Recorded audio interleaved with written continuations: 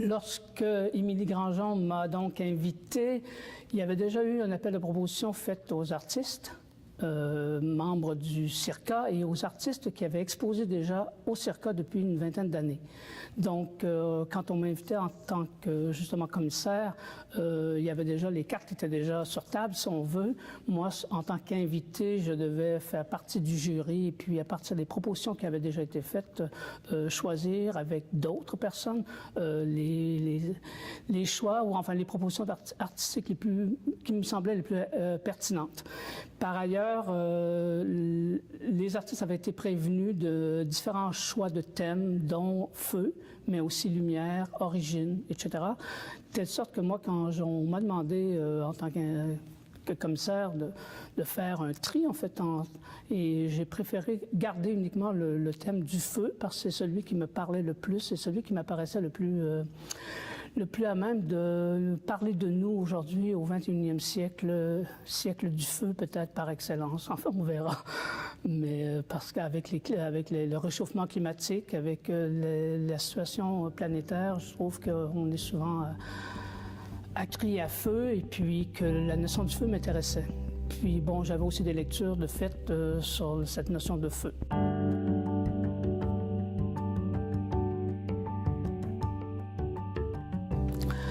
Donc, évidemment, quand on parle du feu, on a souvent peut-être, pour les gens qui ont lu Bachelard, on a toujours en tête la psychanalyse du feu.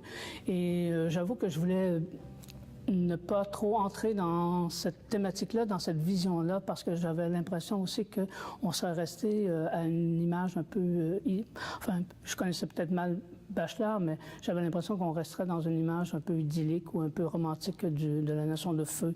Le feu dans mon foyer, le feu qui me réchauffe, etc. Et puis moi, encore une fois, je voulais que la notion de feu soit peut-être plus à même de nous parler de notre contemporanéité, puis que certains artistes, parce qu'encore une fois, dans le choix des artistes, j'ai voulu ratisser large. C'est toujours la même chose pour une bonne exposition, à mon avis. Il ne faut pas cibler uniquement une thématique dans un sens. En particulier, il faut ouvrir différents sens. Et puis, je crois que l'expo actuelle le permet. Donc, il y a différentes références à la notion de feu. Il ne faut pas uniquement le déterminer dans une direction bien précise, parce que sinon, ça serait didactique. Ça serait pas fait pour une exposition d'art contemporain, si on veut.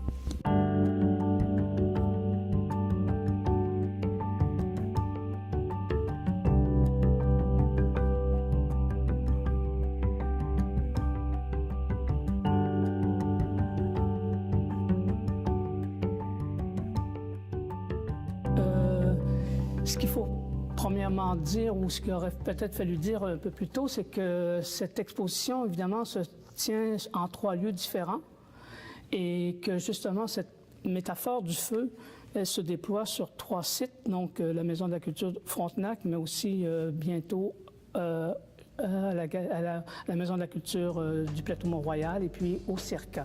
Et pour moi, quand j'ai choisi mes 14 artistes, parce qu'il y a vraiment 14 artistes là, et peut-être un peu plus d'œuvres, par exemple, il y a 14 artistes qui ont été invités.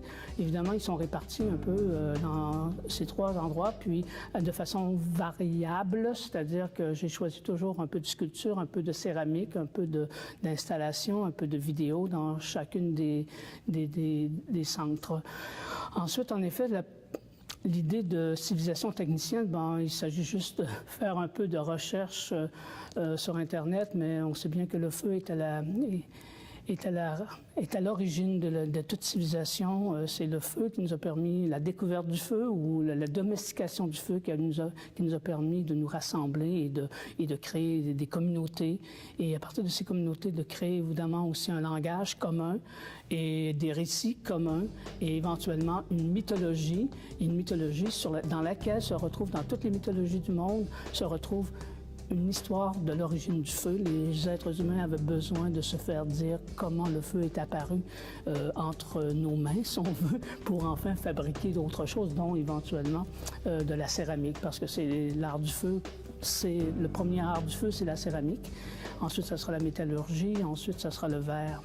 Mais donc ça, cette idée-là initiale de dire que le feu est à l'origine des civilisations, de nos communautés humaines, évidemment, et qui nous a distingués de tout autre être vivant sur Terre, c'est vraiment le feu.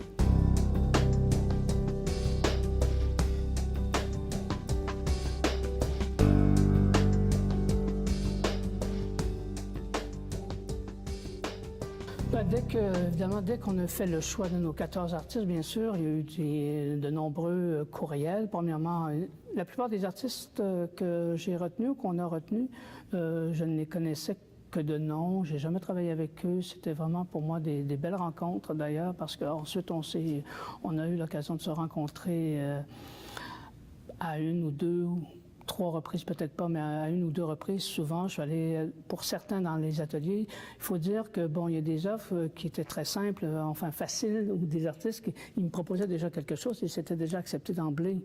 Je pense à Fred Laforge, encore une fois, donc avec son totem colonne. Ça, on n'a pas eu, je suis allé chez lui, mais j'ai pas eu à aller voir l'atelier, le travail. L'œuvre était déjà faite, si je me trompe pas à ce moment-là, mais peut-être jamais présentée. Puis ensuite, je lui ai demandé s'il voulait aussi exposer des dessins de ces vases mink et bonbonnes, donc où il juxtapose, où il rassemble ensemble donc un vase mink qui est en céramique. Officiellement, ça c'est un dessin, mais le vase c'est une fabrication en céramique, et puis la bonbonne, évidemment, qui contient du gaz propane. Donc, et puis oui, il a accepté, puis on a discuté du format, de comment, parce que la salle est grande, donc on a pris les plus grands formats qu'il pouvait m'offrir, et puis voilà.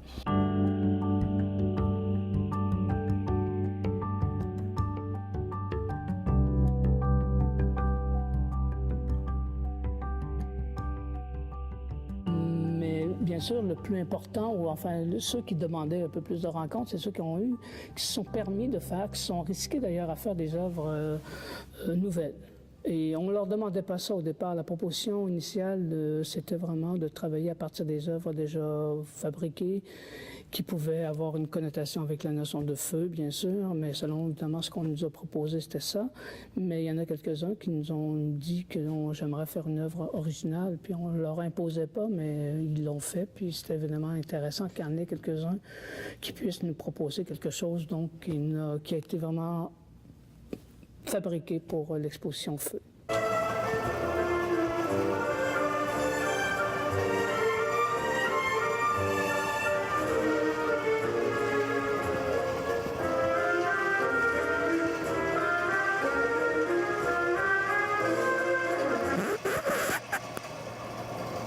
Ceux qui me lisent depuis quelque temps, à chaque fois, parce que moi je crois en effet à ce que l'art ait une fonction, sinon je ne sais trop pourquoi ça existerait, ce serait là. L'art existe, comme dit le slogan de la galerie UQAM. L'art existe et il y a de différentes façons d'exister, de différents modes d'existence, mais donc moi je crois aussi à une fonction de l'art.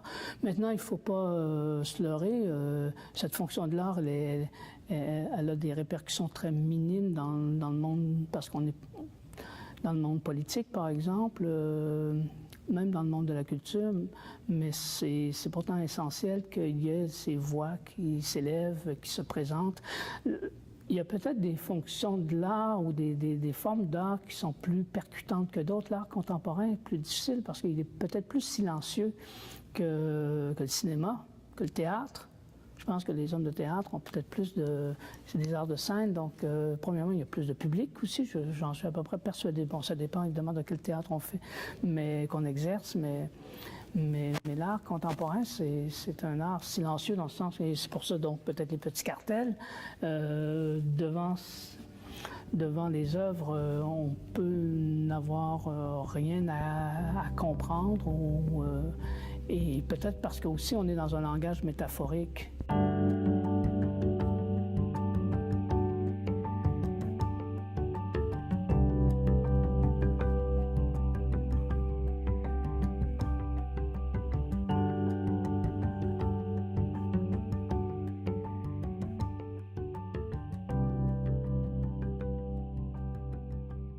Mais pour répondre à votre question, c'est vrai qu'encore une fois, Il y a une fonction de l'art, sinon l'art n'existerait pas. Maintenant, cette fonction de l'art qui se veut, je pense, politique, parce que l'art est politique. On est dans une maison de la culture. Et donc, ici, on est dans une maison publique. On n'est pas dans l'espace privé. Et donc, on présente une œuvre qui sera reçue par des gens que je ne connais pas, pour la plupart, et qui vont peut-être juste se divertir, mais ça m'étonnerait que... Je ne suis pas pour l'art de divertissement, donc je suis pour l'art qui donne à penser, qui donne à réfléchir. Mais encore une fois, la pensée, c'est immatériel, c'est difficile à saisir, sauf peut-être, surtout pour des œuvres d'art, encore une fois, d'art visuel. Quand on est au théâtre, il y a de la parole, ça s'explique peut-être mieux, ce qu'on a, le message qu'on veut livrer, puis dans le roman, bien sûr, dans le récit, bien sûr, il y a peut-être un pouvoir de la parole que l'œuvre d'art visuelle n'a pas, tout à fait.